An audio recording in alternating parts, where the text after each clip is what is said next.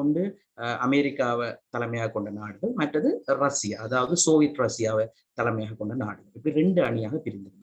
So இதுல அயல் நாடுகளான இலங்கையும் இந்தியாவும், இலங்கை வந்து பாத்தீங்கன்னா ஜே.ஆர். ஜெயவர்தன தலைமையில ஐக்கிய அமெரிக்காவின் அந்த அணிக்குலையும், இந்தியா வந்து ரஷ்யாவுக்கு சார்பான ஒரு நிலையை எடுத்திருந்தது. ஸோ அப்ப ரஷ்யாண்ட சார்பு நிலையில் இருக்கிற இந்தியா மறைமுகமாகவே அமெரிக்காவுக்கு ஒரு எதிர்நிலை தான். ஆனா நாங்க வந்து அதாவது யுனைடெட் ஸ்டேட்ஸ், அமெரிக்காவுக்கு மிக நெருக்கமான ஒரு நாடாக நாங்க இருந்தோம். ரைட், எங்களுடைய வெளிநாட்டு கொள்கை அன்று காணப்பட்டது. ஸோ இதுல ஒரு படத்தை பார்த்தா அவங்களுக்கு தெரியும். 1980களில் வந்து ஜே.ஆர். ஜெயவர்தன அமெரிக்காவுக்கு ஒரு விஜயத்தை மேற்கொண்டிருந்தார், நட்பு ரீதியான விஷயம். அன்றைய ஜனாதிபதி ரொனால்ட் ரீகன் அவருக்கு வந்து ஒரு ஜானை ஒன்று பரிசாலிச்சிருந்தார், ஜானை குட்டி ஒன்று. அது எங்களுடைய நட்பை வெளிப்படுத்துது. ஸோ அவ்வளவு மிக நெருக்கமான உறவு இலங்கைக்கும் அமெரிக்காவுக்கும் காணப்பட்டது.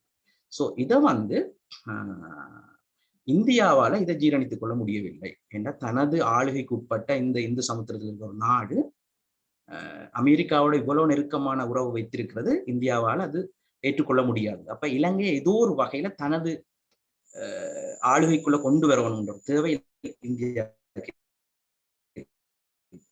சோ இதை என்னென்று இதை கொண்டு வரலாம் என்று பார்த்தா, அதே சமயத்துல இலங்கையில சிறுபான்மை மக்கள் தங்களது உரிமைகளுக்கான அஹிம்சை வழி போராட்டங்கள் இடம்பெற்றுக் கொண்டிருந்தது. ஓரளவுக்கு ஆயுத போராட்ட வடிவமாகவும் அது தொடங்குற காலமாக இருந்தது. ஸோ அந்த நேரத்துல இந்தியா என்ன செஞ்சதுன்னு சொன்னா, இங்க இருக்கிற ஆயுத போராட்டத்தை ஊக்குவித்து அதுக்குரிய முழு ஆதரவையும் வழங்கியிருந்தது. அது நிதி ரீதியாக இருக்கலாம், அரசியல் ரீதியாகவும் சரி, முழுமையான ஒரு தனது ஆதரவை வழங்கி இங்கே இருக்கிற இந்த உள்நாட்டு யுத்தம் வந்து உக்கிரமான நிலையை அடைகிறதுக்கு இந்தியா மிக முக்கிய காரணமாக இருந்தது. அதோட நோக்கம் என்னென்னா, இலங்கையை தனது கட்டுப்பாட்டுக்கு கொண்டு வர வேண்டிய தேவை. ஸோ அப்ப இந்த உள்நாட்டில் ஏற்பட்ட இந்த கிளர்ச்சி காரணமாக இந்தியா நினைத்தது போல இலங்கையை ஓரளவுக்கு தனது கட்டுப்பாட்டின் கீழ் கொண்டு வந்திருந்தது. ஜே.ஆர். ஜெயவர்தனவை, அதாவது அமெரிக்காவினுடைய ஆளுகைக்கு உட்பட்ட இலங்கை அரசை தனது பக்கம் ஓரளவுக்கு அதாவது சாய்த்து கொண்டது. அப்ப தான் நினைத்ததை செய்த பின்பு இங்கு இந்த உள்நாட்டு போரோ அல்லது இந்த உள்நாட்டு கிளர்ச்சி தொடர்வதை இந்தியா விரும்பவில்லை. ஸோ இதுக்கு ஒரு முற்றுப்புள்ளி வைக்க வேண்டும் என்ற ஒரு காரணத்தினால் இந்த 13ஆம் திருத்த சட்டத்தை அறிமுகப்படுத்துவதன் ஊடாக இலங்கையினுடைய இந்த உள்நாட்டு போரை முடிவுக்கு கொண்டு வர வேண்டும் என்றால் இதனுடைய இந்த உள்நாட்டு போருக்கான முக்கிய காரணம் இந்தியாக இருந்திருக்கிறது. ஸோ இதை முற்றுப்புள்ளி வைக்க வேண்டும். ஸோ அந்த சமயத்துல 1987களில் இந்தியாவுக்கும் இலங்கைக்கும் இடையிலான இண்டோலாங்கா ஒப்பந்தம் கைச்சாத்திடப்பட்டது. அது இலங்கைக்கு எந்த விதமான விருப்பமும் இல்லாத இந்தியாவினுடைய முழுமையான அழுத்தத்தினால் மேற்கொள்ளப்பட்ட ஒரு ஒப்பந்தம் தான் அந்த 87ஆம் ஆண்டு மேற்கொள்ளப்பட்ட ஒப்பந்தம். அந்த ஒப்பந்தத்தின் அடிப்படையில் இந்த 13ஆம் திருத்த சட்டம் அமலுக்கு கொண்டு வரப்பட்டது. இன்னொரு பக்கம் வரலாற்று திரும்பி பார்த்தா, நாங்க கிட்டத்தட்ட 1947ல இருந்து உரிமைகளுக்காக பல்வேறு வடிவங்கள்ல போராட்டங்கள், அது அஹிம்சை வழி போராட்டம், ஆயுத வழி போராட்டம் கிட்டத்தட்ட 70 வருடங்கள் நடந்திருக்குது. ஆனா எங்களுக்கு என்ன மிஞ்சி இருக்குன்னு பார்த்தால் இந்த 13ஆம் திருத்த சட்டம் மாத்திரமே. பட் அதுல நிறைய குறைகள் இருக்குது, விமர்சனங்கள் இருக்குது. அது எல்லாத்தையும் தாண்டி பார்த்தால் எங்களிடம் மீதம் இருப்பது இந்த 13ஆம் திருத்த சட்டம் மாத்திரமே. ரைட். அப்ப இந்த 13ஆம் திருத்த சட்டத்திற்கு அமைவாக முதல் முறையாக இலங்கை அரசியல் ஜாப்பின் 13வது திருத்த சட்டத்தின் 42ஆம் பிரிவின்படி 1987ஆம் ஆண்டு மாகாண சபைகள் உருவாக்கப்பட்டன. ரைட். அப்ப ஏன் இதுல முதன்முறையாக சொல் பயன்படுத்தப்படுதுன்னா, இதற்கு முதல் இந்த 87ஆம் ஆண்டுக்கு முன்பு இலங்கையில மாகாண சபைகள் அல்லது மாகாண அலகு, அதாவது மாகாண ரீதியான அலகுகள் இருக்கவில்லை, அதிகாரம் எதுவுமே இருக்கவில்லை. இப்படி ஒரு மாகாண சபை ஒன்று இருக்கு. ஸோ அன்றைக்கு எப்படி அதிகாரம் இருந்ததுன்னா, முழுக்க முழுக்க மையப்படுத்தப்பட்டு இருந்தது, மத்தியில தான் அதிகாரங்கள் குவிக்கப்பட்டிருந்தது. ரைட். அதை தாண்டி அடுத்த கட்ட அழகா பார்த்தா மாவட்ட அலகுகள். ஒவ்வொரு மாவட்டங்களுக்கும் அரசாங்க அதிபர், உதவி அரசாங்க அதிபர், அவர்களுக்கு சில அதிகாரங்கள் வழங்கப்பட்டிருந்தன.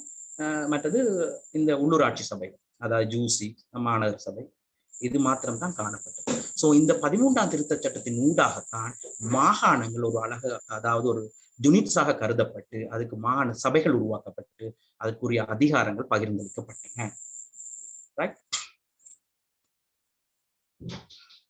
இந்த அதிகாரங்கள் இந்த 13ஆம் திருத்த சட்டத்தை வந்ததன் பின்பு இந்த அதிகாரங்கள் எப்படி பகிர்ந்தளிக்கப்பட்டிருக்குது அல்லது இலங்கையினுடைய அரசியல் ஜாப்ல இது எப்படி காணப்படுதுன்னு நாங்க பார்ப்போமா இருந்தா, 3 பட்டியல்களாக அது பிரிக்கப்பட்டிருக்குது. ஒன்று வந்து ப்ரொவின்ஷியல் லிஸ்ட், அதாவது மாகாணத்திற்குரிய அதிகாரங்கள். அதாவது இந்த லிஸ்டுக்குள்ள வார விடயங்கள் வந்து மாகாணத்தினுடைய செல்வாக்குக்கு உட்பட்டதாக இருக்கு. இதுல வந்து மத்தி தலையிட முடியாது. ரைட், அவ்வாறான விடயங்கள் மாகாண பட்டியலில் இருக்கு.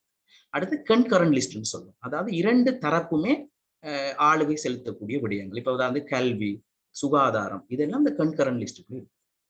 ரைட், அதாவது மத்திய அரசாங்கம் செல்வாக்கு செலுத்தும், அதிகாரம் செலுத்தும், மாகாண சபைகளும் செல்வாக்கு செலுத்துற விடயம். அடுத்து வந்து ரிசர்வ் லிஸ்ட், ஒதுக்கப்பட்ட பட்டியல். அதாவது இந்த ரிசர்வ் லிஸ்டுகள் இருக்கிற விடயங்கள் எல்லாம் முழுக்க முழுக்க மத்திய அரசுக்கு மாத்திரம் உரித்தானது. இதுல மாகாணம் எந்த வகையிலும் தலையீடு செய்ய முடியாது. இப்போ உதாரணத்துக்கு முப்படை, இராணுவம், கடற்படை, அதே போல இந்த இப்ப சிஐடி டிபார்ட்மெண்ட், அதே ரயில்வே, எலக்ட்ரிசிட்டி போர்டு, இந்த மாதிரியான விடயங்கள் எல்லாம், அதாவது வெளிநாட்டு கொள்கை, வெளிநாட்டு கொள்கைகளை வகுக்கிறது, இதுல எல்லாம் முற்று முழுதாக மத்தி மட்டுமே அதிகாரத்தை கொண்டிருக்கும். மாகாணம் இதுல தலையிட முடியாது. சோ இவ்வாறாகத்தான் இந்த அதிகாரங்கள் பகிரப்பட்டிருக்குது, அல்லது அரசியலமைப்பு ஜாப்ல இப்படித்தான் பட்டியல்படுத்தப்பட்டிருக்கு. இப்ப எங்கட தலைப்பு எதுன்னா கல்வி. அப்ப கல்வி இதுக்குள்ள எங்க வருதுன்னா கன்கரண்ட் லிஸ்ட்ல இருக்கு. அதாவது ரெண்டு பேருமே செல்வாக்கு செலுத்தலாம். இப்ப உதாரணத்துக்கு இது உங்களை எல்லாருக்கும் தெரிஞ்ச விடயம். இப்ப மாகாண பாடசாலைகள் எல்லாம் மாகாண சபையினுடைய ஆளுகைக்கு அல்லது அதிகாரத்துக்கு உட்பட்டது. இந்த தேசிய பாடசாலைகளை பார்த்தா அது மத்திய அமைச்சினுடைய நேரடி கட்டுப்பாட்டுக்குள்ள வருது, அல்லது அதுக்குரிய ஆசிரியர்கள் மத்திய அமைச்சினால் நியமிக்கப்படுது. ஸோ சென்ட்ரல் கவர்மெண்ட் அங்க செல்வாக்கு செலுத்துது. அப்ப கல்வியை பார்க்க போனா அப்ப மத்தியும் செல்வாக்கு செலுத்துது, மாகாணமும் செல்வாக்கு செலுத்துது. அதே மாதிரி இப்ப சுகாதாரத்தை எடுத்தோம்னு சொன்னா இந்த மாகாண வைத்தியசாலைகள், இப்ப ஆதார வைத்தியசாலைகள், பொது வைத்தியசாலைகள், வவுனியால இருக்கிறது நான் நினைக்கிறேன் பொது வைத்தியசாலை, இது எல்லாமே வந்து மாகாணத்தின் ஆளுகைக்கு உட்பட்டது, மாகாண சபையினால் நிர்வகிக்கப்படும். அதே நேரம் யாழ்ப்பாணத்தில் இருக்கிற போதனா வைத்தியசாலை, டீச்சிங் ஹாஸ்பிட்டல், அது ஒன்றுதான் நினைக்கிற வட மாகாணத்தில் இருக்கு, அது மத்திய அரசின் ஆளுகைக்கு உட்பட்டது. அப்ப சுகாதாரம் இந்த கன்கரண்ட் லிஸ்டுக்கு வருது. ரைட், அப்ப கல்வியும் இந்த ரெண்டு பேருமே செல்வாக்கு செலுத்துற விடயத்துக்கு வரும். இன்றைக்கு நான் உங்களுக்கு பார்க்க போற விடயம் என்னன்னா சொன்னா, இந்த 13ஆம் திருத்த சட்டத்தில் இருக்கிற முழு விடயங்களை நாங்க பார்க்க போறது. அங்க நிறைய விடயங்கள் குறிப்பிடப்பட்டிருக்கு. ஸோ இன்றைக்கு என்னுடைய நான் கவர் பண்ண இருக்கிற விஷயம் என்னன்னு சொன்னா, இந்த 13ஆம் திருத்த சட்டத்தின் கீழ் மாகாணங்களுக்கு வழங்கப்பட்டுள்ள கல்வி அதிகாரங்கள். ஸோ இந்த 13th அமெண்ட்மெண்ட் மூலமாக ஒவ்வொரு மாகாண சபைக்கும் கல்வியில என்னென்ன அதிகாரங்கள் வழங்கப்பட்டிருக்கின்றது. ரைட், ஸோ அது இப்போ நீங்கள் எஸ்எல்எஸ் ஆஃபீஸராக கிடைச்சி போனால் கட்டாயம் தெரிஞ்சிருக்க வேண்டிய விடயம் எங்களுக்கு தெளிவாக இதை பற்றின ஒரு கிளியர் கட் ஐடியா இருக்கு. ரைட்,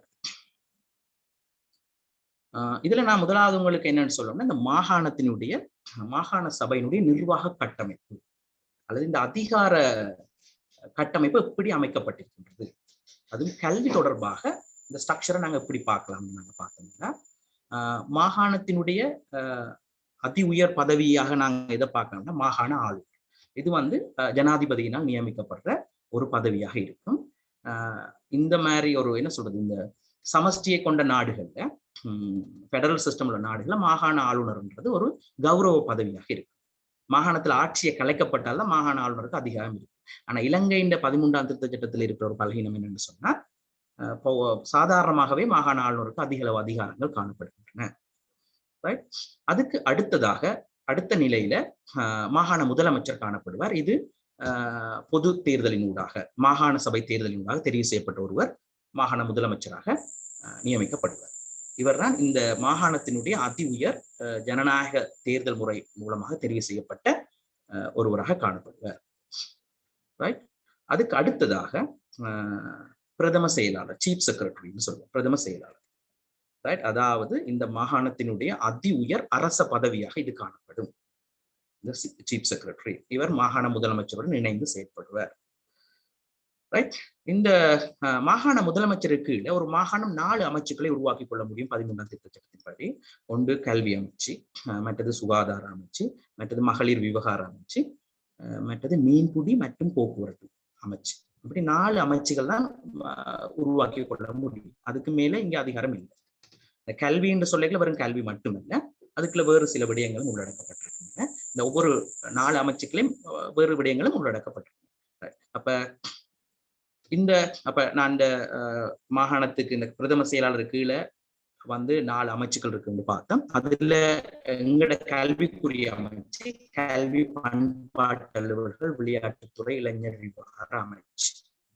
இதுதான் அந்த மினிஸ்ட்ரி. இதுக்கு ஒரு அமைச்சர் நியமிக்கப்பட்டிருப்பார். அந்த அமைச்சுக்குரிய பதவி காணப்படும்.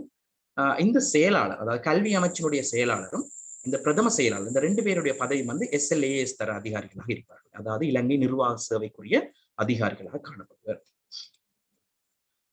அதுக்கு அடுத்தது இந்த அமைச்சுக்கு கீழே 3 திணைக்களங்கள் காணப்படுகின்றன. ஒன்று கல்வி திணைக்களம், மற்றது வந்து பாத்தீங்கன்னு சொன்னா பண்பாட்டு அலுவலர்கள் திணைக்களம், அடுத்தது விளையாட்டு திணைக்களம். அப்ப இந்த 3 திணைக்களத்தையும் ஒன்றிணைச்சு அல்லது இந்த 3 திணைக்களம் சேர்ந்துதான் இந்த கல்வி, பண்பாட்டு அலுவலர், விளையாட்டுத்துறை, இளைஞர் விவகாரம் வச்சு வரப்போகுது. ரைட். இதுல எங்களுக்குரிய டிபார்ட்மெண்ட் என்னவா இருக்க போகுதுன்னா எஜுகேஷன் டிபார்ட்மெண்ட், கல்வி திணைக்களம் அல்லது மாகாண கல்வி திணைக்களம். இந்த மாகாண கல்வி திணைக்களத்தினுடைய ஹெட் ஆஃப் தி டிபார்ட்மெண்ட் அல்லது அதனுடைய பிரதானியாக யார் இருப்பார்னா மாகாண கல்வி பணிப்பாளர். கல்வி திணைக்களத்தினுடைய தலைமை அதிகாரியாக மாகாண கல்வி பணிப்பாளர் இருப்பார். இவர் யாரா இருப்பாருன்னு பாத்தீங்கன்னு சொன்னா இவர் ஒரு SLES தர அதிகாரியாக இருப்பார். அதாவது இலங்கை கல்வி நிர்வாக சேவைக்குரியவராக இருப்பார். அந்த மேல பார்த்த செயலாளர், பிரதம செயலாளர் 2 பேருமே SLAS தர அதிகாரிகளாக இருப்பார். இப்ப கல்வி திணைக்களத்துக்கு ஒரு மாகாண கல்வி பணிப்பாளர் இருக்கிறது போல பண்பாட்டு அலுவலர் திணைக்களத்துக்கு ஒரு பணிப்பாளர் இருப்பார், விளையாட்டு திணைக்களத்துக்கு ஒரு பணிப்பாளர் இருப்பார். ஆனா அந்த 2 திணைக்களத்தினுடைய பணிப்பாளர்களும் ஆறா இருப்பினும் சொன்னா SLAS அதிகாரிகளாக இருப்பார், இலங்கை நிர்வாக சேவைக்குரியவர்களாக இருப்பார். இப்ப இதுதான் இந்த வட மாகாண சபையினுடைய அந்த அதிகார கட்டமைப்பு இவ்வாறு காணப்படுகிறது. இதோட நாங்க இந்த கல்வி திணைக்களம், அதாவது இந்த மாகாண ப்ரொவின்சியல் எஜுகேஷன் டிபார்ட்மெண்ட்ல காணப்படுகின்ற பிரதான பதவிகள், கல்வி தொடர்பான பதவிகள் என்னன்னு பார்க்கணும். அதாவது மாகாண கல்வி பணிப்பாளர், இவர் தான் டிபார்ட்மெண்ட் ஹெட்டா இருக்க போறார். அதாவது ப்ரொவின்சியல் டைரக்டர் ஆஃப் எஜுகேஷன், PDன்னு சொல்றோம். இப்ப எங்களோட வட மாகாணத்தை பொறுத்தவரைக்கும் உதயகுமார் சார் PDயா இருக்கிறார். ரைட். அடுத்தது வந்து பாத்தீங்கன்னா மேலதிக மாகாண கல்வி பணிப்பாளர், அதாவது additional provincial director of education இருப்பின் அது வந்து ஒரு 2 அல்லது 2 பேர் இதுக்காக நியமிக்கப்பட்டிருக்கு. ரைட். அதுக்கு அடுத்த கட்டங்களையா பாத்தீங்கன்னு சொன்னா மாகாண பிரதிக்கல்வி பணிப்பாளர், அதாவது provincial deputy director of education, அதாவது அவர்கள் துறைசார் வகையில நியமிக்கப்பட்டிருக்கு. இப்ப அது நிர்வாகத்துக்கு ஒருவர், மற்றது கல்வி சம்பந்தமான இதுக்கு ஒருவர், அப்படி 3 அல்லது 4 பேர் இந்த டிடியாக, அந்த ப்ரொவின்சியல் டிடியாக நியமிக்கப்பட்டிருப்பார். அதுக்கு அடுத்தது மாகாண உதவி கல்வி பணிப்பாளர், அதாவது provincial assistant director of education. இது பாடவாரியாக நியமிக்கப்பட்டிருக்கு. இப்ப ஐடிக்கு ஒரு ஏடி இருப்பார், மேத்ஸுக்கு ஒரு ஏடி, சயின்ஸுக்கு ஒரு ஏடி, மியூசிக்கு ஒரு ஏடி, அப்படி பாடவாரியாக மாகாண உதவி கல்வி பணிப்பாளர்கள் நியமிக்கப்பட்டிருப்பார்கள். ஸோ இதுதான் இந்த மாகாண கல்வி திணைக்களத்தில் இருக்கிற பிரதான பதவி நிலை. இதை தவிர வேறு நிறைய பதவி நிலையில் இருக்க அக்கௌண்டன்ட் இருப்பார், ஏஓ அப்படியான விடயங்கள் இருக்கும். பட் அது கல்வியோட நேரடியாக தொடர்பட்டவையா இல்லை. ஸோ இந்த 4 பதவியையும் நாங்கள் எடுத்து நோக்குவோமா இருந்தா இந்த 4மே வந்து SLES தர அதிகாரிகளாக இருப்பார்கள். அதாவது இலங்கை கல்வி நிர்வாக சேவைக்குரிய உறுப்பினர்களாகத்தான் இதுக்கு நியமிக்கப்பட்டிருப்பார்கள். அப்ப நான் நினைக்கிறேன் இதன் மூலமா உங்களுக்கு ஒருக்க மாகாண சபையை பற்றி ஒரு ஐடியா வந்து, இப்ப நாங்க அப்பாயின்மெண்ட் கிடைக்கல எங்களுக்கு மாகாண சபை என்ன மத்திய அரசாங்கம் ஒன்றும் தெரியாது. ரைட். ஏதோ அங்கதான் கடிதம் தருவாங்கன்னு போய் கடிதத்தை வாங்கி கொண்டு பிற்காலத்துலதான் எங்களுக்கு ரைட் இது மத்திக்கு இது என்னென்ன அதிகாரங்கள் இருக்குது, மாகாணங்களுக்கு என்னென்ன அதிகாரங்கள்ன்றது நாங்க அனுபவ ரீதியாக கற்றுக்கொண்டு விடையாது. இப்ப நான் இங்க உங்களுக்கு கவனிக்க வேண்டிய இதுல நான் மெயினா கவர் பண்ண போற விஷயம் என்னன்னு சொன்னா, இலங்கை அரசியலமைப்பு ஜாப்பின் படி மாகாண சபைக்கு வழங்கப்பட்டிருக்கிற அதிகாரங்கள் என்னென்ன. எங்களோட கான்ஸ்டிடியூஷன்ல இந்த கல்வி அமைச்சுக்கு, அதாவது மாகாண கல்வி அமைச்சுக்கு என்னென்ன அதிகாரங்கள் வழங்கப்பட்டிருக்குது. அப்ப கான்ஸ்டிடியூஷன் எடுத்து நாம பார்க்கல 24 விடயங்கள் குறிப்பிடப்பட்டிருக்கு மாகாணத்துக்கு வழங்கப்பட்டிருக்கிற விடயங்கள். ரைட். ஸோ அதை நாங்க 1 by 1 பார்த்துக்கொண்டு போவோம். ஸோ அந்த 24ஐயும் கவர் பண்ணினா இந்த தலைப்பு கவர் பண்ணதுக்கு சமம். ரைட். குறிப்பிடப்பட்ட பாடசாலைகளை தவிர அனைத்து மாகாண பாடசாலைகளுக்கும் தேவையான வசதிகளை வழங்குதல். அப்ப ஒரு குறிப்பிட்ட சில பள்ளிக்கூடங்களை தவிர்த்து மிச்ச அனைத்து மாகாண பாடசாலைகளுக்குமான வசதிகளை வழங்குதல். அது கீழ்கட்டுமான வசதிகளா இருக்கலாம், அல்லது இந்த இலத்திரனியல் சாதனங்களா இருக்கலாம், அல்லது கற்பித்தல் சாதனங்கள், குவாலிட்டி இன்புட்ஸ் எதுவாகவும் இருக்கலாம். ஸோ இந்த வசதிகளை வழங்குற அதிகாரம் மாகாண சபைக்கு இருக்கு. இப்ப இங்க நான் நம்பர் போட்டுறேன் 1ன்னு சொல்லி. ஸோ இது மாதிரி 24 விடயங்கள் இருக்கு. ரைட். நாங்க 1 by 1 பார்ப்போம். அப்ப இங்க எங்களுக்கு நாங்க பார்க்க வேண்டிய முக்கியமான விடயம் இந்த குறிப்பிடப்பட்ட பாடசாலை எது. அதாவது குறிப்பிடப்பட்ட பாடசாலையில தவிர்த்து மற்ற மாகாண பாடசாலைகளுக்கு தான் மாகாண சபையால வசதிகளை வழங்க. அது என்ன அந்த குறிப்பிடப்பட்ட பாடசாலை? அதாவது தேசிய பாடசாலை. National schools. நான் நினைக்கிறேன் வட மாகாணத்தை பொறுத்த வரைக்கும் ஒரு 25 வரையான தேசிய பாடசாலைகள் இருக்கு. அதே மாதிரி சேவை பணியாளர்களுக்கான சிறப்பு பாடசாலை, இதாவது வந்து இராணுவத்தினர் அல்லது அவைய பிள்ளைகளுக்காக அமைக்கப்படுற சில ஸ்பெஷல் ஸ்கூல்ஸ் மற்றும் குறிப்பிட்ட வளர்ச்சி திட்டங்களுக்கான பாடசாலைகள். அப்படி இன்னைக்கு இப்ப மத்திய அரசாங்கம் வந்து காலத்துக்கு காலம் சில ஸ்பெஷல் ப்ராஜெக்ட்ஸ் இருக்கு. இப்ப இந்த நவோதயா இல்ல 1000 ஸ்கூல் அந்த மாதிரி அதுக்குள்ள வரக்கூடிய பாடசாலைகள், இதைத்தான் இந்த குறிப்பிடப்பட்ட பாடசாலை என்று குறிக்கும். அப்ப இதை தவிர்த்து மிச்ச அனைத்து பாடசாலைகளும் எதுக்குரிய பாடசாலை? மாகாண சபைக்கு ஆளுகைக்கு உட்பட்ட பாடசாலைகள் இருக்கு. ரைட். நிர்வாகம் மீதான மேற்பார்வை, அதாவது இங்க ரெண்டு விடயங்கள் தரப்பட்டுள்ளன. அவற்றினுடைய நிர்வாகம் மீதான முழுமையான மேற்பார்வை மாகாண சபைக்கு குறித்தானது. அதாவது அனைத்து முன்பள்ளிகள், இந்த மாகாணத்தில் இருக்கிற எல்லா நர்சரிஸ் ஃப்ரீ ஸ்கூல்ஸும் மாகாண சபை இந்த சூப்பர்வைஷனுக்கு கீழே வரும். அதை சூப்பர்வைஸ் பண்ற அதிகாரம் மாகாண சபைக்கு இருக்கு. அதே மாதிரி நாங்க ஏற்கனவே பார்த்த பாடசாலைகள், குறிப்பிட்ட பாடசாலைகள் தவிர்ந்த அந்த தேசிய பாடசாலைகள், அதே மாதிரி அந்த விசேட செயற்திட்டத்தின் கீழ் வர பாடசாலைகள் தவிர்ந்த மிச்ச அனைத்து மாகாண பாடசாலைகளை மேற்பார்வை செய்கிற அதிகாரம் மாகாண சபைக்கு வழங்கப்பட்டிருக்கு. ரைட். இங்க ஒரு சின்ன ஒரு செக் கொண்டு வச்சிருக்காரு. அதாவது இந்த பவர்ஸை ஃபுல்லா கொடுக்கல, ஒரு சின்ன ஒரு லைன் அங்க அந்த கான்ஸ்டிடியூஷன்ல தரப்பட்டிருக்கு. தரங்களை உறுதி செய்வதற்காக பாடசாலைகளின் நிர்வாகத்தை ஆய்வு செய்து மேற்பார்வை செய்யும் உரிமையை மத்திய கல்வி அமைச்சு தக்க வைத்துக் கொள்ளும். சோ இந்த மாகாண பாடசாலையில எல்லாம் மாகாண சபை மேற்பார்வை செய்யற அதிகாரம் வழங்கப்பட்டிருந்தாலும் மத்திய அமைச்சும் என்ன செய்யலாம் தேவைப்படுகின்ற சந்தர்ப்பத்துல, அதாவது இந்த இலங்கை முழுக்களும் ஒரே மாதிரியான ஸ்டாண்டர்ட் இருக்கும் என்ற அடிப்படையில அவர்களும் இந்த மாகாண பாடசாலைகளை மேற்பார்வை செய்ய முடியும். ரைட். அப்ப அந்த விடயம் இங்க ஒரு நோட் மாதிரி தரப்பட்டிருக்கு. அடுத்தது நாங்க பார்ப்போமா இருந்தா அனைத்து ஆசிரியர்கள், அதிபர்கள் மற்றும் கல்வி அதிகாரிகளுடைய இடமாற்றம் மற்றும் ஒழுக்க கட்டுப்பாடு. அப்ப இந்த மாகாணத்துக்கு உட்பட்ட அனைத்து பாடசாலை ஆசிரியர்கள், அதிபர்கள் மற்றும் கல்வி அதிகாரிகள், அது இன் சர்வீஸ் அட்வைசர்ஸ் ISA இருக்கலாம். ஸோ இவர்களுடைய ஈவன் நினைக்கிறேன் SLES அதிகாரிகளும் இதுக்குள்ள வருகிறது. கல்வி அதிகாரிகள் இடமாற்றம் மற்றும் ஒழுக்க கட்டுப்பாடு.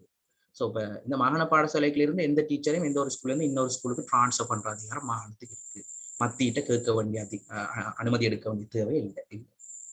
அதே மாதிரி இங்க இந்த ஆசிரியர்கள் மீதோ அல்ல இந்த அதிகாரிகள் மீது ஏதாவது ஒழுக்க சம்பந்தமான பிரச்சனை வரைக்கல ஒரு டிசிப்ளினரி ஆக்ஷன் எடுக்கலாம் அல்லது டிசிப்ளினரி இன்குவாரி ஒன்று நடத்தலாம். ரைட். அந்த அதிகாரமும் மாகாணத்துக்கு வழங்கப்பட்டிருக்கிறது. ஆனா குறிப்பில தரப்பட்டிருக்குது, தீவளாவிய சேவையை சேர்ந்த ஆனால் மாகாண சபையின் கீழ் விடுவிக்கப்பட்ட அதிகாரிகளின் இடமாற்றம் மற்றும் பதவி நீக்கம் தொடர்பாக அரசாங்க சேவை ஆணைக்குள்ளிடம் முறையிட உரிமை உண்டு. அப்ப ஆல் ஐலண்ட் சர்வீஸ் ஒரு விடயம் இருக்குது, கேள்விப்பட்டிருக்கீங்க. இந்த SLES SLAS அதே மாதிரி இப்ப இந்த டாக்டர்ஸ் இன்ஜினியர்ஸ் இந்த மாதிரியான சேவைகள் எல்லாம் தீவளாவிய சேவைகள்னு சொல்லுவோம், ஆல் ஐலண்ட் சர்வீஸ்னு சொல்லுவோம். இது வந்து முற்றுமுழுதாக மத்திய அமைச்சுக்கு உரித்தானது. அப்ப இந்த SLES தர அதிகாரிகள் எல்லாமே யாருக்குரியவர்கள் சொன்னா மத்திய கல்வி அமைச்சுக்குரியவர்கள். ஆனா அவர்களை மாகாண சபைக்கு ஒரு கான்ட்ராக்ட் பேசிஸ்ல தான் விடுவிக்கிறது. தட் மீன் ரிலீஸ் பண்ணி கொடுப்பினா குறிப்பிட்ட காலம் மாகாண சபையில கடமையாற்றும். அப்ப இந்த ஆல் ஐலண்ட் சர்வீஸ் ஆபீசர்ஸுக்கு டிரான்ஸ்ஃபர் சம்பந்தமா ஏதாவது அவைகளுக்கு திருப்தி இல்லை, அதாவது மாகாணம் மேற்கொண்ட அதாவது மாகாண வேலை டிரான்ஸ்ஃபர் பண்ணலாம். இப்ப வவுனியா வடக்கு வலயத்திலிருந்து வவுனியா தெற்குக்கு ஒரு டிரான்ஸ்ஃபர் பண்ணலாம். அதுல அவர் திருப்தி இல்லாட்டி அவர் அரசாங்க சேவை ஆணைக்குழுவிட முறையீடு செய்யற உரிமை உண்டு. அப்ப இங்க எங்களுக்கு முதல்ல அரசாங்க சேவை ஆணைக்குழு ஒரு விடயம் வருது. இது எல்லாரும் தெரிஞ்சிருக்க வேண்டிய ஒரு விடயம் மற்றும் மிக முக்கியமான ஒரு விடயம் கூட. அதாவது இலங்கையின் ஜாப்பை பொறுத்த வரைக்கும், கான்ஸ்டிடியூஷனை பொறுத்த வரைக்கும் இந்த அரசு அதிகாரிகள் பெருமளவான அரசு அதிகாரிகளை நியமிக்கிறது, டிரான்ஸ்ஃபர் பண்றது அல்லது சேவையிலிருந்து இடைநிறுத்துற இந்த முழு அதிகாரமும் அரசு சேவை ஆணைக்குழுக்கு தான் வழங்கப்பட்டிருக்கு. ஏன் என்று கேட்டீங்கன்னு சொன்னா இந்த அதிகாரங்கள் அமைச்சர்கிட்டையும் அமைச்சர் செயலாளர் இவருக்கு தான் முந்தி முழுமையாக இருந்தது. ஆனா இவர்கள் சில என்ன சொல்றது தங்களுக்கு வேண்டிய ஆக்களை அப்பாயிண்ட் பண்றது, தங்களோட முரண்படுற ஆக்களை டிரான்ஸ்ஃபர் பண்றது, ஒரு தான் தோன்றித்தனமான செயற்படுற நிலைமை இருந்ததால இதுல ஒரு அநீதி நிலை ஏற்பட வாய்ப்பு இருக்குன்னு சொல்லி போட்டு அரசாங்க சேவை ஒரு ஆணைக்குழு ஒன்று உருவாக்கப்பட்டு இந்த அரசு அதிகாரிகள் அவ்வளவு பேரையும் நியமிக்கிறது, அதை அப்பாயிண்ட் பண்றது, டிரான்ஸ்ஃபர் பண்றது, இவையில சேவையிலிருந்து இடைநிறுத்துற இந்த முழு அதிகாரமும் இந்த அரசு சேவை ஆணைக்குழுக்கு தான் இலங்கையினுடைய அதாவது இலங்கையினுடைய அரசியலமைப்பு சட்டப்படி இவைகளுக்கு தான் அந்த அதிகாரம் வழங்கப்பட்டிருக்கு. ஆனா நடைமுறையில இவ்வளோ கவர்மெண்ட் ஸ்டாஃபையும் இவளால அப்பாயிண்ட் பண்ணி இன்டர்வியூ வச்சு டிரான்ஸ்ஃபர் பண்ணி ஒழுக்க விசாரணை நடத்த இயலாது. அது சாத்தியம் இல்லை. சோ அதன் அடிப்படையில இந்த அரசு சேவை ஆணைக்குழுவினுடைய அதிகாரங்கள் யாருக்கு பகிர்ந்தளிக்கப்படுது? கல்வி அமைச்சின் செயலாளருக்கு, மத்திய கல்வி அமைச்சின் செயலாளருக்கு, மாகாண கல்வி அமைச்சின் செயலாளருக்கு இந்த கல்விக்குரிய ஆசிரியர்களை நியமிக்கிறது, இடமாற்றம் செய்யறது, பணி நீக்கம் செய்யற அதிகாரம் வழங்கப்பட்டிருக்கு. ஆனா இதுல அந்த குறிப்பிட்ட அதிகாரி தனது இடமாற்றத்திலேயோ அல்லது தனக்கு எதிரான ஒழுக்க விசாரணையிலோ திருப்தி இல்லாத சந்தர்ப்பத்துல அவர் இந்த அரசாங்க சேவை ஆணைக்குழுவோட முறையிடலாம். அப்ப அரசு சேவை ஆணைக்குழு அதை விசாரிச்சு, அதாவது இந்த அவர் செஞ்ச மேன்முறையீடுல நியாயம் இருந்தால் இந்த அமைச்சின் செயலாளரோ அல்லது கல்வி அமைச்சின் மாகாண கல்வி அமைச்சின் செயலாளர் எடுத்த தீர்மானத்தை மாற்றி அமைக்கிற அதிகாரம் அரசாங்க சேவை ஆணைக்குழுவிடம் இருக்கு. ஏன்னா நாங்க ஏற்கனவே பார்த்தனாங்க, ஜாப்பு படி கான்ஸ்டிடியூஷன் படி வேலை அப்பாயிண்ட் பண்ற முழு அதிகாரமும் அரசாங்க சேவை ஆணைக்குழுட்ட தான் இருக்குது. அரசாங்க சேவை ஆணைக்குழு தான் நடைமுறையில இதை செயற்படுத்தலான அடிப்படையில இதை கல்வி அமைச்சின் செயலாளருக்கு மற்ற அதிகாரிகளுக்கும் பகிர்ந்து அந்த அதிகாரங்கள் வழங்கியிருக்கு. சோ அதுல ஒரு முறைகேடு நடக்கிற இடத்துல அது தொடர்பான இறுதி தீர்மானம் எடுக்கிற அதிகாரம் அரசு சேவை ஆணைக்குழு இருக்கு. இப்ப இதுல நாங்க ரெண்டு விஷயத்த பார்க்கணும். இப்ப இப்படித்தான் ஒரு ப்ரொவின்சியல் காடர், மாகாண காடருக்கு உட்பட்ட ஒரு அதிகாரி அல்லது ஒரு ஆசிரியர் இடமாற்றம் செய்யப்பட்டால் அவர் இதை கொண்டு எங்க கம்ப்ளைண்ட் பண்ண இயலாது? மத்திய அமைச்சின் அரசு சேவை ஆணைக்குழுல முறையீடு செய்ய இயலாது. ஒவ்வொரு மாகாணத்துக்கும் ஒரு அரசு சேவை ஆணைக்குழு இருக்கு. மாகாண அரசாங்க சேவை ஆணைக்குழு அல்ல பொது சேவை ஆணைக்குழுன்னு சொல்லுவோம். அங்க கம்ப்ளைண்ட் பண்ணுது, அவர் சென்ட்ரலுக்கு போகிறார். ஆனா அந்த ப்ரொவின்சியல் காடருக்குரியவர் வேலையிலிருந்து இடைநிறுத்தப்பட்டால், அதாவது வேலையை விட்டு நிறுத்தப்பட்டால், நீக்கப்பட்டால் அதுக்கு எதிராக அவர் மத்திய அரசாங்க சேவை ஆணைக்குழுல முறையீடு செய்யலாம். ஆனா இந்த ஆன்லைன் சர்வீஸுக்குரிய ஆபீசர்ஸ் இருக்கணும் தானே. இப்ப எஸ்எல்இஎஸ் ஆபீசர் வந்து செகண்ட் மேனா தான் இங்க இணைக்கப்பட்டிருக்கு மாகாண சபை. சோ இவேல் தங்களோட டிரான்ஸ்பர்ல ஏதாவது திருப்தி இல்லை என்றாலும் அல்லது அவையில் சேவையில இருந்து இடைநீக்கப்பட்டாலோ அதுக்கு இது ரெண்டுக்கும் எதிராக அவர்கள் மத்திய அரசாங்க சேவை ஆணைக்குழுட முறையீடு செய்யலாம். அந்த உரிமை அவர்களுக்கு வழங்கப்பட்டிருக்கிறது. சோ இப்ப மாகாண அதிகாரி, திருப்பியும் சொல்றேன், மாகாண அதிகாரி தனக்கு டிரான்ஸ்பர்ல ஏதாவது முறையீடு செய்யணுமா இருந்தா அவர் மாகாண அரசாங்க சேவை ஆணைக்குழுவிட்டு தான் முறையிடலாம். அவர் வேலையிலிருந்து பணி நீக்கம் செய்யப்பட்டால் மாத்திரம்தான் அவர் மத்திய அரசு சேவை ஆணைக்குழு முறையிட முடியும். இது 13th அமெண்ட்மெண்ட்ல கூறப்பட்டிருக்கிற விடயம். அதுதான் இங்க சொல்லியிருக்கேன். ரெண்டாவது பாயிண்ட்ஸ், மாகாண பொதுச்சேவையை சேர்ந்த அதிகாரிகளை பதவி நீக்கம் செய்யப்படுவதற்கு எதிராக மாத்திரம் அரசாங்க சேவை ஆணைக்குழு முறையிட உரிமை உண்டு. மற்ற ஒரு விடயம் சொல்றேன், இப்ப நிறைய பேர் சேர்ந்து நோட் பண்ணுவீங்க, தயவு செய்து நோட் பண்ணாதீங்க. என்ற எல்லா விடயமும் அப்படியே நான் டிரான்ஸ்லேட் பண்ணியிருக்கேன். ஸோ இந்த பிடிஎஃப் இது உங்களுக்கு கிடைக்கும். ஸோ இப்போ இதை எழுதி மினக்கிடாம விடயத்தை மட்டும் கிரகிச்சா உங்களுக்கு பயனுள்ளதாக இருக்கு. அடுத்தபடியே நாங்க பார்ப்போமா இருந்தா, கற்பித்தல் தகுதிகளாக அங்கீகரிக்கப்பட்ட கல்வியற் கல்லூரிகள் மற்றும் பல்கலைக்கழகங்களில் இருந்து பட்டம் மற்றும் டிப்ளோமா பெற்றவர்களை ஆசிரியர் சேவையில் ஆட்சேர்ப்பு செய்தல். அப்ப இலங்கையினுடைய கல்விக் கொள்கைப்படி ஒரு ஆசிரியர் எப்படி அடிப்படை தகுதி என்னவா இருக்கும்னா, காலேஜ் ஆஃப் எஜுகேஷன்ல இருந்து பயிற்றப்பட்டவராக இருக்கணும் அல்லது பல்கலைக்கழகத்திலிருந்து ஒரு பட்டம் பெற்றவராக இருக்கும். இதுதான் அடிப்படை ஆசிரியர் தகுதி. சோ இந்த தகுதியை பெற்றவர்களை அப்பாயிண்ட் பண்றதுக்கான அதிகாரம் இப்ப மாகாண பாடசாலையில் வெற்றிடங்கள் இருக்கல, அந்த வெற்றிடங்களுக்கு இந்த காலேஜ் ஆஃப் எஜுகேஷன்ல இருந்து பாஸ் அவுட் ஆனாங்களா அல்லது யூனிவர்சிட்டில இருந்து பாஸ் அவுட் ஆன கிராஜுவேட்ஸ் இன்டர்வியூ வச்சு அவையில அப்பாயிண்ட் பண்ற அதிகாரம் மாகாண சபைக்கு இருக்குது. ஆனா தேசிய பாடசாலைகளுக்கு செய்ய இயலாது, மாகாண பாடசாலை. அப்ப இங்க அப்பாயிண்டிங் அத்தாரிட்டி யாருக்கு இருக்குன்னா மாகாண கல்வி அமைச்சுன்னு செய்யலாம். இப்ப நான் ஒரு 2008ஆம் ஆண்டு ஆசிரியராக நான் ஒரு மாகாண பாடசாலைக்கு தான் அப்பாயின்மெண்ட் செய்யப்பட்டேன். அப்ப இந்த கடிதம் ஆர்ட்ட இருந்து வந்திருந்தா என்னுடைய நியமன அதிகாரி யாருன்னா மாகாண கல்வி அமைச்சுன்னு செய்யலாம். ரைட், இந்த கடிதத்துக்கு மத்திய அமைச்சுக்கும் எந்த தொடர்பும் இருக்கு. ஏன்னா நான் மாகாண காடருக்குள்ள வந்ததால். அதே நேரம் ஒரு தேசிய பாடசாலை ஒரு ஆசிரியர் நியமனம் பெற்றவர் லெட்டர்ல யார் சைன் பண்ணியிருப்பாருன்னா மத்திய கல்வி அமைச்சின் செயலாளர் சைன் பண்ணியிருப்பார்.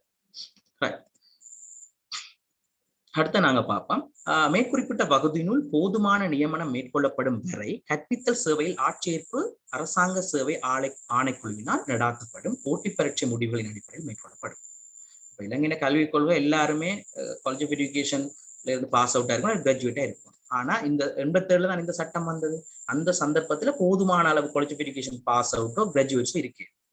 அப்ப ஒரு இந்த 5வது சரத்தை என்ன சொல்லுதுன்னா, இந்த காலேஜ் ஆஃப் எஜுகேஷன் கிராஜுவேட்ஸும் போதுமான ஆட்கள் இல்லாட்டி இந்த ஏ லெவலோட, அதாவது உயர்தரத்தோடு இருக்கிற ஆட்களை போட்டி பரீட்சைகள் நடத்துவதன் மூலமா ஆட்சேர்ப்பு செய்யலாம். ஆனா அந்த போட்டி பரீட்சை நடத்துற அதிகாரம் யாரை கொடுத்துருக்குன்னா அரசாங்க சேவை ஆணைக்குழு கொடுக்கப்படும். ஸோ இப்போ அந்த எக்ஸாம் நடத்த போறது அரசாங்க சேவை ஆணைக்குழு. அதுக்காக அரசாங்க சேவை ஆணைக்குழு அந்த எக்ஸாம் செய்யாது. அந்த அதிகாரத்தை இதாவது இலங்கை பரீட்சை திணைக்களத்தின் மூலம் அதை நடாது. அப்ப இத்தேர்வு முடிவுகளின் அடிப்படையில் நேர்முக பரீட்சை மற்றும் தேர்வு குறித்து மாகாண அதிகாரிகளுடன் இணைந்து அரசு சேவை ஆணையத்தால் மேற்கொள்ளப்படும். ஸோ இப்போ இந்த அப்பாயின்மெண்ட் எப்படி நடக்க போகுதுன்னா, இந்த போட்டி பரீட்சை நடாத்தப்பட்டு இந்த ரிசர்ச் அடிப்படையில இவர்களுக்கான இன்டர்வியூ, நேர்முக பரீட்சை மற்றது இவர்களை தெரிவு செய்தல், இது எல்லாம் மாகாண சபை அதிகாரிகளுடன் அரசு சபை ஆணைக்குழுவும் இணைந்து செய்யப்படும். அதாவது 2 பேரும் சேர்ந்துதான் இந்த வேலையை செய்யப்படும். ஸோ எக்ஸாம வைக்க போது பொதுச்சபை ஆணைக்குழு, இன்டர்வியூ வச்சு அவையில அப்பாயிண்ட் பண்றது இது 2 பேரும் இணைந்து செய்யணும். இதுதான் இங்க குறிப்பிடப்பட்டிருக்கு. அடுத்தபடியே நாங்க பார்த்தோம்னு சொன்னா 6வது 1A, B, C பிரிவுகளில் உள்ள பாடசாலைகளை தவிர அனைத்து பாடசாலைகளின் அதிபர்களையும் நியமித்தல். இங்க எனக்கு ஒரு முரண்பாடு வந்தது என்னன்னு சொன்னா, இப்ப பிராக்டிகலா ஸ்கூல்ஸ் எப்படி இருக்குன்னு பாத்தீங்கன்னா 1AB, 1C, டைப் 2, டைப் 3 இருக்குது. ஆனா கான்ஸ்டிடியூஷன்ல 1A, B, Cன்னு குறிப்பிடப்பட்டிருக்கு. நான் நினைக்கிறேன் அந்த நேரத்தில் இந்த பிரிவு இருந்திருக்கலாம். உங்களுக்கு தெரியும் 1AB பாடசாலைகள்னு சொன்னா arts, commerce, maths, bio, even technical stream இது எல்லாத்தையும் உள்ளடக்கின பாடசாலைகள் வந்து 1AB பாடசாலைகளா இருக்கு. ரைட். 1C ஸ்கூல்ஸ் வந்து ஏ லெவல் இருக்கும். ஆனா ஆர்ட்ஸும் காமர்ஸும் சில சந்தர்ப்பங்களில் டெக்னிக்கல் ஸ்ட்ரீம் இதை மாத்திரம் கொண்ட பாடசாலை 1C ஸ்கூலா இருக்கு. மற்றது 11ஆம் ஆண்டு வரைக்கும் இருக்கிற 1 தொடக்கம் 11ஆம் ஆண்டு வரைக்கும் இருக்கிறது வந்து டைப் 2 ஸ்கூல்ஸா இருக்கு. ரைட். 1 தொடக்கம் 9ஆம் ஆண்டு வரைக்கும் அல்லது 1 தொடக்கம் 11ஆம் ஆண்டு வரைக்கும் இருக்கிறது டைப் 2. அதே மாதிரி 5ஆம் ஆண்டு வரைக்கும் இருக்கிற ஸ்கூல் வந்து பிரைமரி ஸ்கூல். தட் மீன் 5ஆம் ஆண்டு வரைக்குமான தரங்களை கொண்டது டைப் 3 இருக்கு. இது பெரும்பாலானவர்களுக்கு தெரிஞ்ச வழி. இங்க சொல்லப்பட்டிருக்குது இந்த 1ABC பிரிவுகள் உள்ள பாடசாலைகளை தவிர்த்து. அப்ப நாங்க இப்ப எப்படி எடுத்துக்கொள்ளலாம்னா 1AB, 1C இந்த 2 வகை ஸ்கூல்களையும் தவிர்த்து அனைத்து பாடசாலைகளின் அதிபர்களை நியமித்தல். இந்த அதிகாரம் யாருக்கு இருக்குது? மாகாண சபைக்கு இருக்கு. அப்ப இது ரெண்டையும் கழிச்சிட்டு பார்த்தா மிஞ்சிறது டைப் 3யும் டைப் 2, டைப் 3. அப்ப இந்த 2 வகையான பாடசாலைகளுக்கும் அதிபர்களை நியமிக்கிற அதிகாரம் மாகாண சபையிடம் இருக்குது. அப்ப இதுக்கு யார் அதிபரை நியமிக்கப்படும்? 1ABக்கும் 1C. பட் இங்க இன்னொரு பாயிண்ட் சொல்லிட்டு டைப் 2க்கும் டைப் 3க்கும் மாகாண சபை தான் அதிபர்கள் நியமிக்க போகுது. ஆனா அதுக்குரிய கிரைட்டீரியாஸ், அளவுகோல்களை மத்திய அமைச்சு வரையறுக்கும்னு சொல்லப்படும். ஏன்னா சில நேரத்துல அதுல ஒவ்வொரு மாகாணம் ஒவ்வொரு வகையான இதுகளை பின்பற்ற வாய்ப்பு இருக்கு. அதால ஒரு பொது கிரைட்டீரியா இருக்கணுன்றதுக்காக இதுக்குரிய அளவுகோல்கள் வந்து மத்திய அமைச்சினால் வரையறுக்கப்படும். அடுத்தது 1ABC பாடசாலைகளின் அதிபர்களை நியமிப்பது அரசாங்க சேவை ஆணைக்குழுவின் கல்விக்கு பொறுப்பான அமைச்சின் செயலாளரால் மேற்கொள்ளப்படும். ஸோ இப்போ 1ABக்கு 1Cக்கு மார் பிரின்சிபல் அப்பாயிண்ட் பண்ற அதிகாரம் இருக்குன்னா சென்ட்ரல் மினிஸ்ட்ரி, மத்திய கல்வி அமைச்சின் செயலாளர் தான் நியமிக்க போறாரு. பட் அதிகாரம் இருக்குது அரசு சேவை ஆணைக்குழுவிட்ட. ஆனா அதை நடைமுறையில் அதை பிரிவகிக்க போறது கல்வி அமைச்சினுடைய செயலாளர். சரிதானே? ரைட். ஆனா எனக்கு ஒரு ஆள் சொன்னது இது வந்து இது ஜாப்ல இருக்கு, கான்ஸ்டிடியூஷன் இப்படி சொல்லுது. பட் நடைமுறையில சில மாற்றங்கள் இருக்கலாம். இப்ப இந்த 1ABக்கு 1Cக்கும் உடைய அதிபர்கள் நியமிக்கிற அதிகாரம் மாகாண சபையின் செயலாளருக்கு வழங்கப்பட்டிருக்கலாம். மத்திய அமைச்சு தனது சுமைகளை குறைச்சிக் கொள்றதுக்காக, நிர்வாக சுமைகளை குறைக்கிறதுக்காக இந்த அதிகாரம் இவர்களுக்கு பகிர்ந்தளிக்கப்பட்டிருக்கலாம்.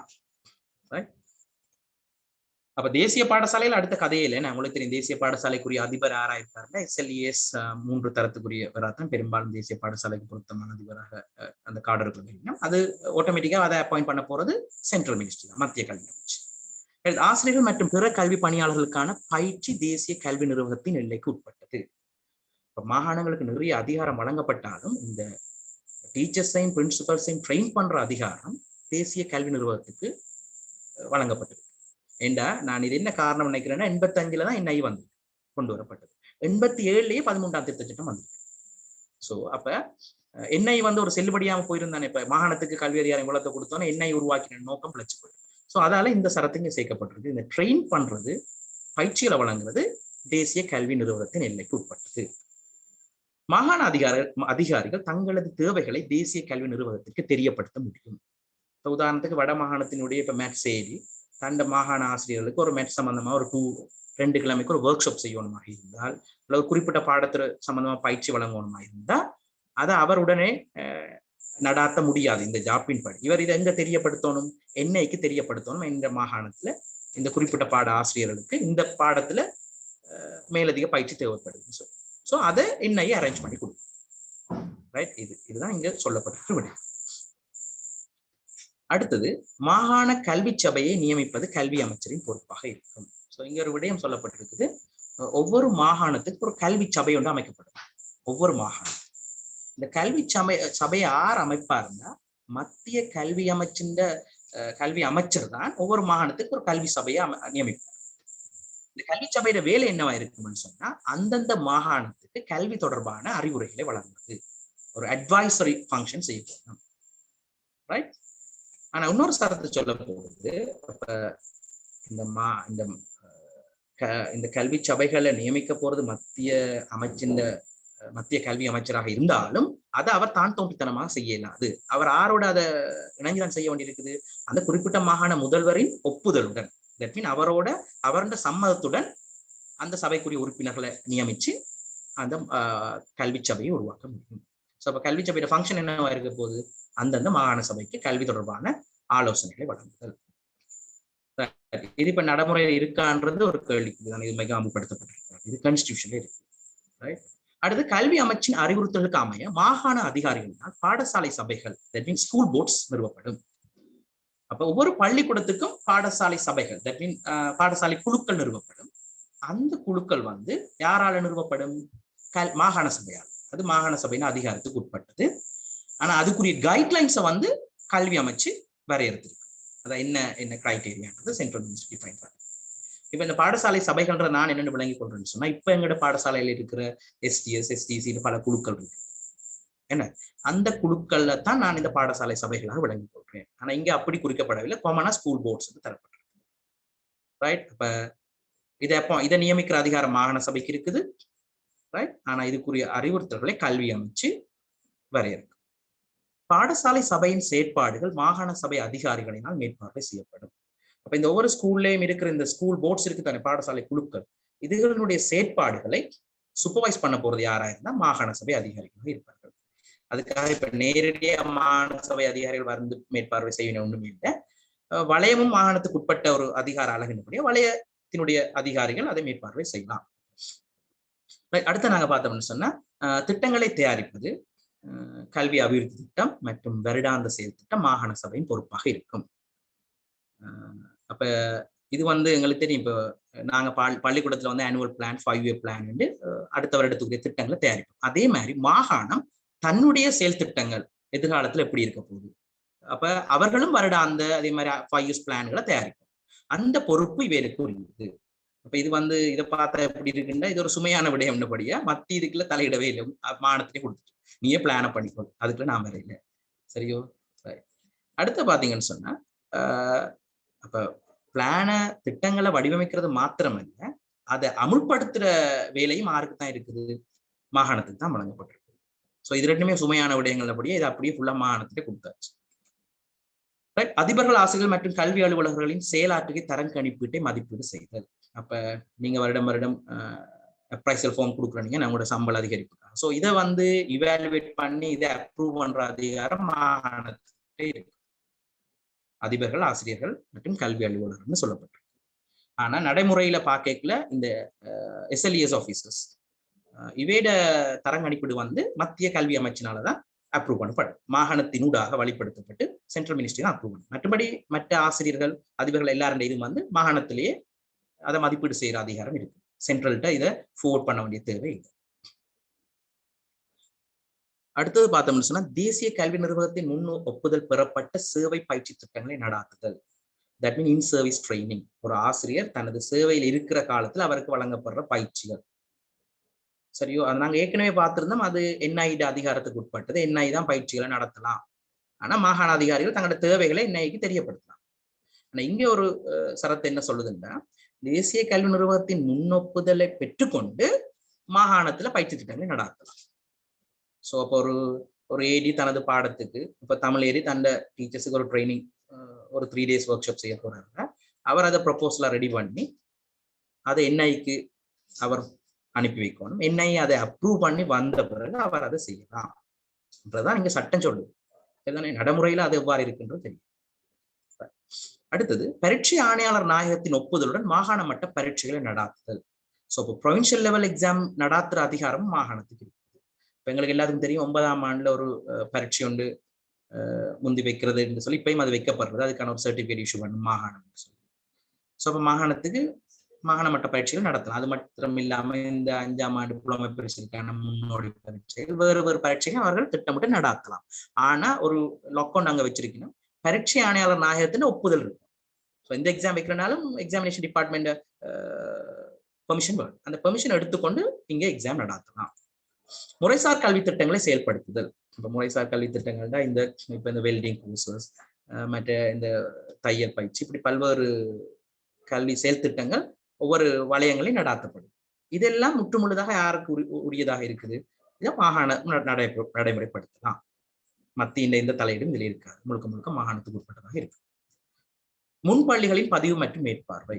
அப்ப ஒரு குறிப்பிட்ட மாகாணத்துல ஏதாவது ஒரு இடத்துல ஒரு ப்ரீ ஸ்கூல் ஸ்டார்ட் பண்ண போதுமா இருந்தா அது கட்டாயம் அதை ரிஜிஸ்டர் பண்ணப்படும். அதை யார் ரிஜிஸ்டர் பண்ணுவீங்க? அதை பதிவு செய்யற அதிகாரம் மாகாணத்துக்கு இருக்கு. அப்ப மாகாண சபையில தான் நீங்க அதை ரிஜிஸ்டர் பண்ணணும். அதே மாதிரி மாகாணம் தான் இந்த ப்ரீ ஸ்கூல்ஸை மேற்பார்வையும் செய்யும். ரைட்? அதாவது காலத்துக்கு காலம் இப்போ உதாரணத்துக்கு வந்து பாத்தீங்கன்னா வவுனியாவில் உள்ள ப்ரீ ஸ்கூல்ஸ் எல்லாத்துக்கும் வவுனியா தெற்கு வலயத்துல ஒரு அதுக்குரிய ஏடி நியமிக்கப்பட்டிருக்கு. ஸோ அவர் அதை வந்து இந்த ப்ரீ ஸ்கூல்ஸை சூப்பர்வைஸ் பண்ணுவார். அதுக்கு அடுத்த விடயமாக தேசிய கல்வி நிர்வாகத்தின் அனுமதியுடன் ஆரம்ப பிரிவு கலை திட்டத்தில் பிராந்திய மாறுபாடுகளை உள்வாங்குதல். இது ஒரு நல்ல விஷயம். இந்த 13th அமெண்ட்மெண்ட்ல அதாவது ஒவ்வொரு மாகாணமும் தங்களோட பிரைமரி சிலபஸ்ல கரிக்குலத்தை தங்களோட மாகாணத்துக்கு ஏற்ற மாதிரியான சில மாறுபாடுகள் சிலபஸ் சேஞ்ச் பண்ணணும் அதிகாரம் வழங்கப்பட்டிருக்கு. ஆனா இவையில் தான் தோன்றித்தனமா அதை செய்ய இயலாது. உங்களுக்கு தெரியும், கரிக்குலத்தை டிசைன் பண்றது இலங்கையில கலை திட்டத்தை வடிவமைக்கிறது தேசிய கல்வி நிறுவனம் என்ஐ. ஸோ என்ஐ அப்ரூவல் எடுத்துக்கொண்டு இங்க சில புது விடயங்களை பாடத்திட்டத்துல உள்ளடக்கும். அதாவது இங்க சொல்லப்பட்டிருக்கு அப்படின்னா பிரைமரியில எல்லா பாடத்திலுமே செய்யலாம்னு தான் சொல்லப்பட்டிருக்கு. ஆனா இதை நாங்க நடைமுறை ரீதியாக பார்த்தோம்னா எங்கேயுமே அப்படி ப்ராக்டிக்கலா பிரைமரியில சிலபஸ் ஏதாவது மாகாணம் மாத்தி இருக்கான்னு இல்லை. இன்னொரு பக்கத்துல பார்த்தா இது ஒரு சுமையும் கூட மாகாணம் பார்க்க ஏன் தேவையில்லாத வேலை. சென்ட்ரல்ல இருந்து புத்தகம் அடிச்சு வருதானே என்ஐ கரிக்குலத்தை டிசைன் பண்ணது, நாங்க எனக்கு தலையை ஓட்டுவாங்க. ஆனா உண்மைக்கு செய்யலாம், நினைச்சா செய்யலாம், அந்த பவர்ஸ் இருக்கு. அதே மாதிரி மற்றும் 2ஆம் நிலை கலை திட்டத்தில் தேர்ந்தெடுக்கப்பட்ட பாடங்களில் மாற்றங்களை ஏற்படுத்துதல். அப்ப பிரைமரியில எல்லா விடயங்கள்லையுமே மாற்றங்களை ஏற்படுத்த வாய்ப்பு வழங்கப்பட்டிருக்குது. இந்த செகண்டரி எஜுகேஷன்ல வந்து குறிப்பிட்ட சில பாடத்திட்டங்கள்ல நான் நினைக்கிறேன் இப்ப பிடிஎஸ் மாதிரியான பாடங்கள் வடமாகாணத்தை நாங்க எடுத்த மாதிரி இருந்தா இது சுற்றி வர கடல் வளத்தால சூழப்பட்ட பிரதேசம், இங்க பனை வளம் இருக்குது. அப்ப எங்கட புவியியல் ரீதியான வளங்கள் அமைவிடம் மற்ற மாகாணங்கள்ல இருந்து மாறுபட்டது. அப்ப நாங்க அது தொடர்பான சில பாட விடயங்களை எங்கட சிலபஸுக்குள்ள இன்க்ளூட் பண்றதுக்கு வாய்ப்பு இருக்கு. இப்போ உதாரணத்துக்கு இப்ப பனை வளம் தொடர்பான ஒரு பாட விஷயத்தை நாங்க எங்களோட சிலபஸுக்குள்ள கொண்டு வர போறோம்னா வாய்ப்பு இருக்கு. ஆனா இதுவும் என்னத்தின் அப்ரூவலோட என்ஐ அப்ரூவலோட செய்யலாம். ரைட்? ஸோ அந்த விடயம் வழங்கப்பட்டிருக்கு. அடுத்த நாங்க பார்த்தோம்னு சொன்னா கல்விசார் கட்டிடங்கள், நூலகங்கள் மற்றும் விளையாட்டு மைதானங்களின் கட்டுமானம் மற்றும் பராமரிப்பு. இது மிக முக்கியமான அதிகாரம். ஏன்னா இது நிதியோட சம்பந்தப்பட்டது. என்ன இப்ப இந்த மாகாண பாடசாலைகளுக்கு தேவையான பாடசாலை வகுப்பறை கட்டிடங்கள் அல்லது லைப்ரரிஸ், பிளே கிரவுண்ட்ஸ் இதுகளை வந்து டெண்டர் கால் பண்ணி அதுக்குரிய நிதி ஏற்பாடுகளை மேற்கொண்டு அதை கட்டி வைக்கிற அதிகாரம் மாகாணத்துக்கு இருக்கு. இது பெரிய விஷயம். இது என்ன பல பில்லியன் அல்ல பல மில்லியன் நிதியோட சம்பந்தப்பட்ட விடயம். ஸோ இந்த பவர்ஸ் மாகாணத்துக்கு ஒரு பெரிய விஷயம். அதே மாதிரி இதை பராமரிக்கிற அதிகாரம், தட் மீன் இப்ப எங்களுக்கு தெரியும் நாங்க பாடசாலைக்கு இந்த சிறு பராமரிப்பு செலவு அப்படி இப்படின்னு திருத்த செலவுன்னு சொல்லி மாகாணம் பாடசாலைகளுக்கு நிதி ஒதுக்கீடு செய்யும். அதுக்கான அதிகாரம் மாகாணத்துக்கு இருக்கு. மாகாணத்துக்குரிய நிதி வந்து அது மத்தியிட்ட இருந்தால் அது வருடாந்த வரவு செலுத்துறதன் ஊடாக மாகாணத்துக்கான நிதி ஒதுக்கப்படும். அந்த நிதியிலிருந்து இந்த மாதிரியான விடயங்களுக்கு மாகாணம் நிதியை ஒதுக்குற அதிகாரம் இருக்குது. அடுத்த கற்பித்தல் சாதனங்கள், ஆடியோ விஷுவலைட்ஸ், தளபாடங்கள் மற்றும் பிற உபகரணங்களை கொள்வனம் செய்தல் மற்றும் விநியோகித்தல். இப்ப கற்பித்தல் சாதனங்கள்டா இப்ப இவன் நான் நினைக்கிறேன் computers, multimedia projectors, smart ports, பாடசாலைக்கு தேவையான பர்னிச்சர்ஸ், இந்த மாதிரியான விடயங்களை கொள்வனவு செய்கின்ற தட் மீன் டெண்டர் கால் பண்ணி அதுக்குரிய சரியான விநியோகஸ்தரை தெரிவு செஞ்சு இவற்றை கொள்வனவு செய்கிற அதிகாரம் மாகாணத்துக்கு இருக்கு. அதே மாதிரி இவற்றை பாடசாலைக்கு இஷ்யூ பண்றது அந்த பவர்ஸும் இங்க மாகாணத்துக்கு வழங்கப்பட்டிருக்கு. அடுத்த விடயம் பார்த்தா மொத்தம் 24 விடயங்கள் தான் இதுல உள்ளடக்கப்பட்டிருக்குது. நான் இப்ப 22வது விடயம் பார்த்துக்கிட்டு 2 விஷயம் பார்த்தா இது முழுமையடையும். அமைச்சினால் குறிப்பிடப்பட்ட பொருட்களை தவிர்ந்த விஞ்ஞான உபகரணங்களை கொள்வனவு செய்தல் மற்றும் விநியோகித்தல். இப்ப சென்ட்ரல் மினிஸ்ட்ரி வந்து இப்ப ஏ லெவல் சயின்ஸ் இருக்கிற லேப்ஸ் இந்த வைஃப் ஒரு சயின்ஸ் டீச்சர் படியா சில கெமிக்கல் சம்பந்தமான சில இப்போ ஏஎல் பிசிக்ஸ் அல்லது கெமிஸ்ட்ரி லேபுக்குரிய சில பொருட்களை தவிர்ந்து மற்ற அனைத்து விஞ்ஞான உபகரணங்களையும் கொள்வனவு செய்து பாடசாலைகளுக்கு விநியோகிக்கிற அதிகாரம் மாகாண கல்வி அமைச்சுக்கு இருக்கு. அப்ப அந்த குறிப்பிடப்பட்ட பொருட்களை யார் இஷ்யூ பண்ணினோம்னா சென்ட்ரல் மினிஸ்ட்ரி இருந்து வரும். அதை சென்ட்ரல் மினிஸ்ட்ரி பர்ச்சேஸ் பண்ணி டிஸ்ட்ரிபியூட் பண்ணும். அடுத்தது கல்வி அமைச்சின் ஒப்புதலுடன் பாடசாலை பாட புத்தகங்களை அச்சிட்டு விநியோகித்தல். இதை பார்க்கும் வரைக்கும் எனக்கு தெரியாது இப்படி ஒரு பவர் மாகாண சபைக்கு இருக்கு. ஸோ ஸ்கூல் புக்ஸை கூட டெக்ஸ்ட் புக்ஸை கூட பிரிண்ட் பண்ணி இஷ்யூ பண்ணலாம், ரைட்? ஆனா அதையும் ஒரு லோக் இருக்கு, கல்வி அமைச்சின் ஒப்புதலுடன். இதெல்லாம் நல்ல விடயங்கள். ஆனா இது மாகாணம் செய்யாது. நம்ம மாகாணத்துக்கு இது ஒரு சுமை. இதுக்குண்டு தனியே ஒரு சென்ட்ரல்ல தனி டிபார்ட்மெண்ட் இருக்கேன், கல்வி வெளியீட்டு திணைக்களம் இருக்கு. அப்ப அவன் இந்த வேலையை செய்வான், நாங்க இந்த தேவையை நம்ம சிரத்தை எடுத்துக்கொள்வோம், ரைட்? பட் பவர் 13th அமெண்ட்மெண்ட்ல வழங்கப்பட்டிருக்கு. நாங்க கடைசியா பார்க்கக்கூடிய விடயம் என்னன்னா, தேசிய நூலக சேவை சபை வழங்கிய வழிகாட்டுதல்களின்படி பாடசாலை நூலகங்களை அமைத்தல் மற்றும் மேம்படுத்துதல். அப்ப மற்ற எல்லா விஷயங்களையும் ஒன்று கல்வி அமைச்சு அல்லது என்ஐட அப்ரூவல் அல்லது அவையிட வழிகாட்டுதல் படி செய்யப்பட வேண்டி இருக்குது. இந்த லைப்ரரியை பொறுத்த வரைக்கும் தேசிய நூலக சேவை சபைன்னு ஒன்று இருக்குது இலங்கையில. அவர்களோட வழிகாட்டுதலின்படி பாடசாலைகள்ல லைப்ரரிஸ், அதாவது வந்து நூலகங்களை அமைக்க முடியும். அதே மாதிரி அந்த நூலகங்களை அவங்களோட கைட்லைன்ஸுக்கு ஏற்ற மாதிரி நாங்க மேம்படுத்திக் கொள்ள முடியும். அந்த அதிகாரமும் இங்க மாகாண சபைக்கு வழங்கப்பட்டிருக்கிறது. இந்த 24 விடயங்கள் தான் எங்களுடைய அரசியலமைப்பு ஜாப்புல 13ஆம் திருத்த சட்டம் சேர்க்கப்பட்ட பின்னர் மாகாணத்துக்குரிய கல்வி அதிகாரங்கள் பட்டியல்ல இந்த 24 விடயங்கள் இருக்கு. இந்த 24 தான் நான் இங்க வந்து டிரான்ஸ்லேட் பண்ணி போட்டிருக்கேன். அதுதான் நாங்க இன்னைக்கு டிஸ்கஸ் பண்ணியிருக்கேன். இப்ப நான் இங்க பார்த்தது முழுக்களும் கான்ஸ்டிடியூஷன்ல எப்படி இருக்குது என்றுதான் பார்த்தேன். இது நடைமுறையில என்ன மாதிரி பிரிவு இது பிராக்டிக்கலா இதனுடைய இம்ப்ளிமெண்டேஷன்ல இருக்கிற சிக்கல்கள் என்னென்ன என்றது அது நாங்க இன்னொரு வகுப்புல தான் அதை பற்றி கலந்துரையாடும். சரிதான். இப்ப உதாரணத்துக்கு சொன்னா இப்ப 13ஆம் தேதி எங்களுக்கு போலீஸும் காணி அதிகாரம் வழங்கப்பட்டிருக்கு. ஜாப்ல இருக்கு, கான்ஸ்டிடியூஷன்ல இருக்கு, ஆனா நடைமுறையிலே அமுல்ல இல்லை, ரைட்? அப்ப கான்ஸ்டிடியூஷனுக்கும் நடைமுறைக்கும் நிறைய வேறுபாடுகள் இருக்கு. ஸோ நான் நினைக்கிறேன் நேரமும் எங்களுக்கு சரியா 9:30 வந்திருக்குது. நான் பிளான் பண்ணதை விட 10 நிமிஷம் முன்னுக்கே முடிச்சுட்டு நினைக்கிறேன். எனக்கு ஒரு பதட்டம் இருந்தது, நிறைய நேரம் போயிரும்போது. போன வகுப்பு எங்களுக்கு கிட்டத்தட்ட 1 மணி நேரத்தை கடந்து இருந்தது. ஸோ இன்றைக்கு எங்களுக்கு 10 நிமிடம் முன்னுக்கே இந்த விடயத்தை கவர் பண்ணக்கூடியதாக இருந்தது. கடைசியாக நான்